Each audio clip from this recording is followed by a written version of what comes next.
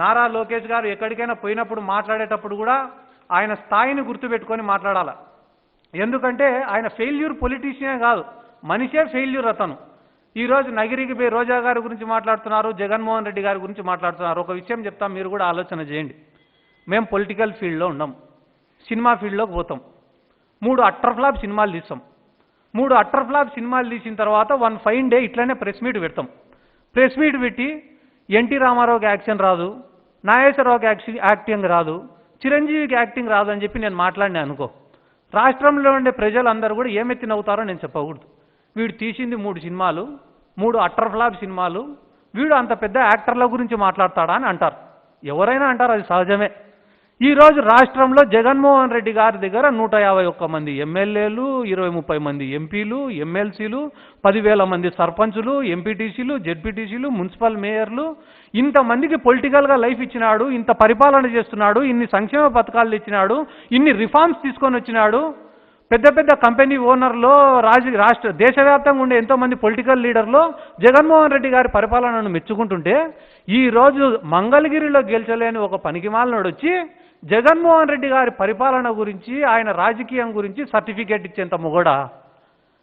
మంగళగిరిలో గెలిచలేనివాడు ఈరోజు రాష్ట్ర వ్యాప్తంగా పాదయాత్ర చేసి తెలుగుదేశం పార్టీని అధికారంలోకి తీసుకొని వస్తాడంట. ఏ మనిషికైనా జీవితంలో కావాల్సింది అనుభవాలు కావాలా, సాధించిన విజయాలు కావాలా?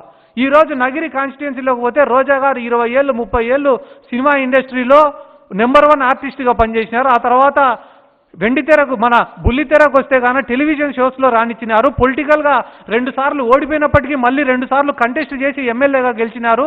అదే తెలుగుదేశం పార్టీకి కూడా ఎంతగానో సేవ చేసినారు ఆర్కే రోజా గారు. అటువంటి రోజా గారిని ఒక మహిళని చూడకుండా వాళ్ళ ఇళ్లపైన దాడి చేసి ఈరోజు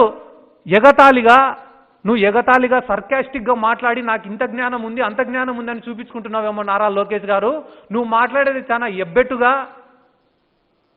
డైజెస్ట్ చేసుకోలేని విధంగా మాకు కాదు మీ కార్యకర్తలకే ఉందని చెప్పి కూడా ఈ సందర్భంగా నేను తెలియజేసుకుంటూ, మా జగన్ సార్ ఈరోజు దేశంలోనే one of the most influential politician, రాజకీయ పరంగా కావచ్చు, ఆయనకున్నటువంటి కాంటాక్ట్స్ పరంగా కావచ్చు, ప్రజలలో ఆయనకున్న అభిమానం పరంగా కావచ్చు, ఈరోజు దేశంలోనే one of the most influential politician. అంత ఇన్ఫ్లుయెన్షియల్ పొలిటీషియన్ అయినప్పటికీ కూడా ఎప్పుడు కూడా నేల విడిచి సాగు చేయలే.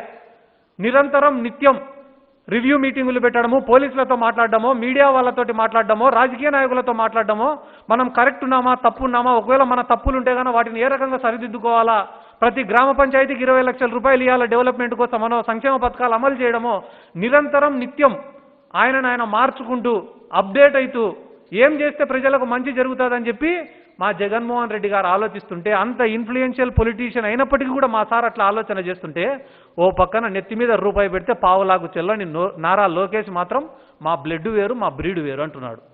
ఇటువంటి వాళ్ళ గురించి మనం ఆలోచన చేయాలన్నా, మనం మాట్లాడాలన్నా, కానీ వాళ్ళు చేస్తున్నటువంటి తప్పుడు ఆలోచనల గురించి, తప్పుడు మాటల గురించి మనం చెప్పాల్సినటువంటి అవసరం ఉంది. ఈరోజు ఒకటే మాట చెప్తున్నా, సిమెంట్స్ కంపెనీతో వాళ్ళు చేసుకునే ఒప్పందం పైన